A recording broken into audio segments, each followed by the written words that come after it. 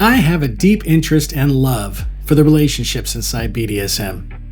As a dominant for the last 14 years, I've experienced some of the deepest connections humans can achieve. The thing I love so much about power exchange relationships is the way things are spelled out. The very basis of the dynamic lends itself to the parties involved being open and honest from the jump and expressing their desires in whatever ways those desires might appear. There's no guessing within a power exchange dynamic, no pretense. And if you're like me, someone who desires not just one-offs in the bedroom, but relationships with more depth, I found that bringing spirituality into PE relationships can heighten that connection to one another and the connection to our own soul's desires even more. Before we dive in, if you're new to BDSM, this video isn't going to give you the definitions of the things I'm speaking of. I'm assuming you're watching this because you already know or are aware of the relationships and lifestyles of which I speak. But if you're not, and you want me to make some videos that are more explanatory, I'm open. Just leave some feedback in the comments. Even when I was vanilla, dating as a teenager, I was never interested in the take a different girl home every weekend vibe. Even then, I wanted relationships with more depth to them. So, when I discovered dominant and submissive relationship dynamics, the appeal was immediately evident to me. I took to DS easily, and I loved its ability to be as complex as I wanted it to be, while at the heart being quite a simple concept. I've also been through a long spiritual journey, beginning as a Christian, then losing my faith altogether to again connect with my I am, the power within each of us. My awakening happened during the time that I was a practicing dominant, and as I rediscovered my spirituality, I began to assimilate that depth of being into my DS philosophies. This has led to a far deeper experience in DS than I had experienced prior, and made the dynamics I was involved in that much deeper. Some would argue that spirituality is inherent in BDSM dynamics, and I agree. Energies are constantly being shared between everyone, but what I'm speaking of is an intentional deepening of our spiritual connection and understanding of ourselves, overflowing into how we interact within our dynamic.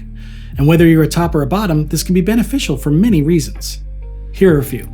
First, a deeper understanding of who you are.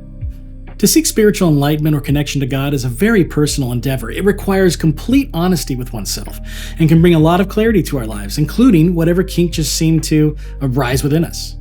I mean, it's a kink, right? It's sometimes indiscernible as to what attracted us to the kink to begin with, no matter what the kink may be. But one thing is certain: the inherent nature of becoming more aware of our connection to the cosmos consistently leads us to a deeper expression of who we are.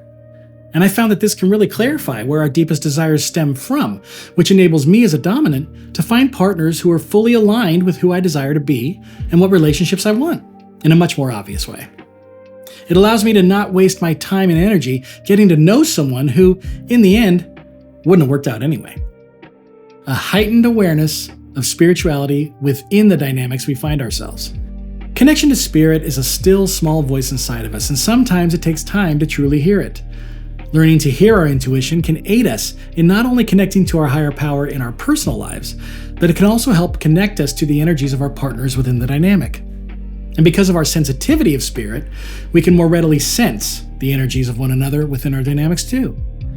When partners make a choice to be aware of these connections, choosing to pay attention to them in their relationship together, the dynamic takes on something that's even greater than the previously experienced dynamic was. This leads to deeper bonding and trust between tops and bottoms. And trust is key to a healthy power exchange dynamic. Is this spiritual depth true of all relationships in life? Yes, of course, but I bring it up in the context of BDSM because I haven't seen many people be intentional about this within their dynamics. And in my experience, well, once you see it, you can't unsee it. And experiencing it firsthand it's like the most beautiful thing I've ever known. I've never done a chef's kiss before in my life, and I won't do it again. Here we go. Number 3, it is safer for everyone. When a person is connected to spirit, they're inherently more deeply connected to love. Love is the dominant force in our universe. This love experienced by people who take the time to seek it leads to, as I said earlier, a deeper understanding of oneself.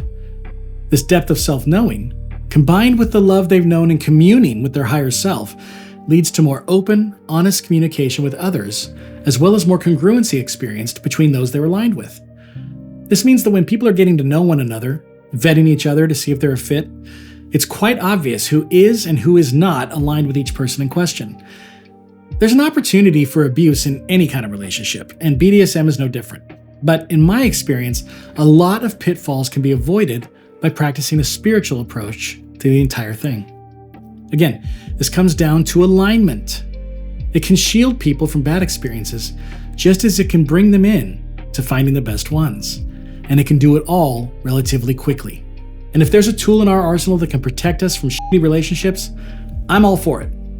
I'm interested in building a spiritual community of people who love their BDSM lifestyle, as well as helping others who feel held back by their social or religious conditioning find a way to explore it.